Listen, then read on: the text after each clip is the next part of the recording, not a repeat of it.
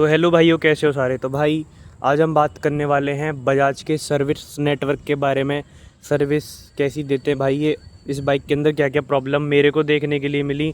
और भाई मेरा ना भाई कमेंट सेक्शन, चैट बॉक्स, मेरे डीएम भाई भर जाते हैं इस चीज़ से कि भाई N160 के ऊपर वीडियो बनाओ, इसके हीटिंग के बारे में बताओ। भाई हीट होती है नहीं होती है, लॉन्ग राइड के लिए लें या ना लें, या फिर भाई इस बाइक के अंदर मेजर क्या क्या इशू आते हैं, चेन नॉइज़ आती है नहीं आती है, माइलेज वगैरह को लेके भी बहुत आते हैं।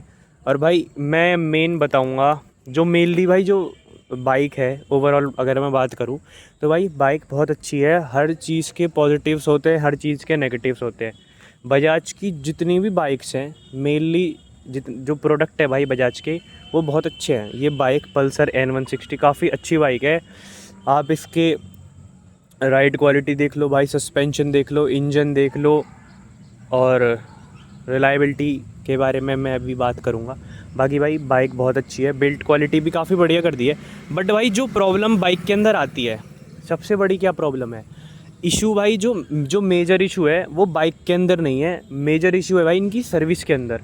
बजाज की सर्विस भाई अच्छी है ही नहीं, मैं जेन्युइनली बोल रहा हूँ, मैंने खुद फेस की है भाई। सर्विस इतनी बढ़िया है ही नहीं भाई बजाज की।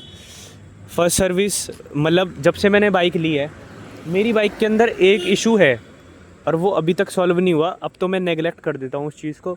बाइक जब से मैंने ली, बाइक के अंदर अलाइनमेंट का इशू है।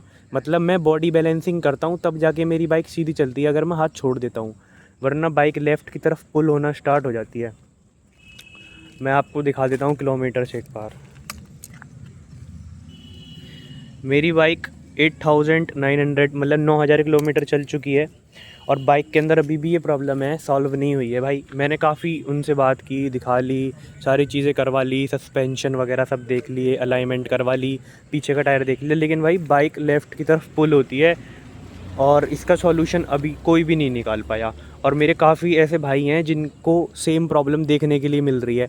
और मैंने भाई बहुत सारी N160 चला के देखी हैं, बहुत सी बाइक्स तो एकदम स्टेबल चलती हैं, एकदम सेंटर में चलती हैं, हाथ छोड़ने के बाद एकदम फुल कॉन्फिडेंस देती हैं। कुछ बाइक्स राइट की तरफ पुल होती है, कुछ बाइक्स लेफ़्ट की तरफ पुल होती हैं। ये चीज़ें देखने के लिए मिलती है भाई, किसी में ज़्यादा होती है, किसी में कम होती है। मेरी में है चीज़ बहुत ज़्यादा नहीं है, मतलब है उसके अंदर नोटिसेबल है। अगर आप है हाथ छोड़ दोगे, बॉडी बैलेंसिंग नहीं करोगे तो आपकी बाइक लेफ़्ट की तरफ चली जाएगी। कम स्पीड पे ये ज़्यादा दिखती है, हाई स्पीड पे ये कम दिखती है, क्योंकि हाई स्पीड पे भाई बाइक थोड़ी सी रोड को पकड़ के चलती है।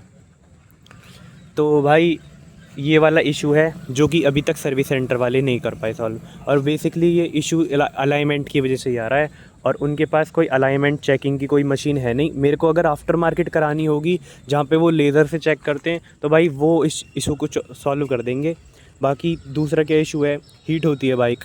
मेरी नहीं होती इतनी, लेकिन बहुत लोगों की होती है जो लॉन्ग राइड करते हैं। अब भाई देखो, हीटिंग का सबसे बड़ा क्या सॉल्यूशन है, जो इंजन ऑयल है ना, और इसमें एयर कूल्ड इंजन आता है। एयर कूल्ड इंजन आता है भाई, एक तो इतनी गर्मी पड़ रही है, 45 डिग्री सेल्सियस हो रहा है, आप धूप में बाइक को छोड़ दोगे तो भाई आप सीट पे भी नहीं बैठ पाओगे, इतनी गर्मी हो रही है आज के टाइम पे। तो भाई इंजन के अंदर तो आग जलती है, कंबक्शन होता है, पिस्टन भट भट भट पटाखे फूटते हैं। तो भाई वो क्यों नहीं, वो तो गर्म होगा, ऑब्वियस सी बात है। लेकिन जो बहुत लॉन्ग टर्म पे जब चलती है बाइक, बहुत ज़्यादा जब गर्म होता है तो इंजन की साउंड चेंज हो जाती है, परफॉर्मेंस में थोड़ा बहुत ड्रॉप देखने के लिए मिलता है। तो ये चीज़ हर बाइक के अंदर है। लिक्विड कूल बाइक के अंदर भी है, लेकिन एयर कूल्ड बाइक के अंदर थोड़ी सी ज़्यादा होती है। इस चीज़ को कैसे सॉल्व कर सकते हैं भाई, बजाज वालों का इतना बढ़िया इंजन ऑयल है नहीं, और बाहर से इंजन ऑयल डलवाओगे तो ये वारंटी वॉइड कर देंगे, मतलब इंजन की वारंटी वॉइड हो जाएगी। जितना भी अगर मान लो अगर कल को कोई खर्चा होता है बाइक में या कोई इशू आ जाता है इंजन में, तो सारा खर्चा आपको पे करना पड़ेगा अगर आप बाहर से कोई इंजन ऑयल यूज़ करते हो, जैसे कि मोटिवल का या मोबिल का या जो भी आप यूज़ करते हो, अगर आप बजाज का नहीं डलवाते हो। और भाई बजाज के इंजन ऑयल इतने ज़्यादा बढ़िया है नहीं, फुल्ली सिंथेटिक ऑयल रिकमेंड करता हूँ भाई मैं तो इस बाइक के लिए। और 20W50 ले सकते हो, या आप 10W50 भी डलवा सकते हो, क्योंकि वो थिकर इंजन ऑयल है और हीट को रेसिस्ट करता है। तो ये सारी चीज़ें हैं, इंजन ऑयल इतने बढ़िया नहीं है भाई बजाज के। प्लस बाइक के अंदर यही सारी इश्यूज़ आते हैं भाई, अलाइनमेंट को लेके, इंजन हीट को लेके। माइलेज तो भाई अच्छा है बाइक का, माइलेज किसी किसी को भाई वो बता रहे हैं लोग 30 का 35 का दे रही है। भाई मुझे नहीं पता कैसे दे रही है, आप चलाते बहुत एग्रेसिवली होगे, बट हाँ मेरी बाइक तो भाई 45 प्लस ही देती है हमेशा। सिटी में अगर मैं चलाता हूँ खींच खांच के तो फिर हाँ फिर ये भी 30 का देगी, लेकिन हाईवे पे भाई बढ़िया एवरेज देती है। ये है सारी बात।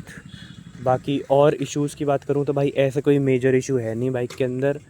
माइलेज बढ़िया है बाइक का और इंजन भी अच्छा खासा है, बट आपको भाई केयर करनी पड़ेगी, मेंटेनेंस करनी पड़ेगी। भाई ये पल्सर है, इसके अंदर अगर आप ऐसे ही घर में छोड़ दोगे ना, ऐसे इसमें वायर इतने होते हैं। देखो सेंसर देखो, ये देखो ये कपलर है यहाँ पे दिख रहा है। आप ऐसे ही छोड़ दोगे, इधर कितने सारे वायर्स हैं आप देख पा रहे होगे। आप ऐसे ही छोड़ दोगे घर में, भाई आएंगे चूहे काट जाएंगे और फिर आप बोलोगे इंजन लाइट आ रही है, इंजन लाइट आ रही है। बाकी ये सारे इशू होंगे। चेन आप ल्यूब करवाओ भाई, चेन की बहुत नॉइज़ आती है पल्सर के अंदर। बाकी आप कमेंट करके मुझसे पूछ सकते हो और क्या क्या प्रॉब्लम है।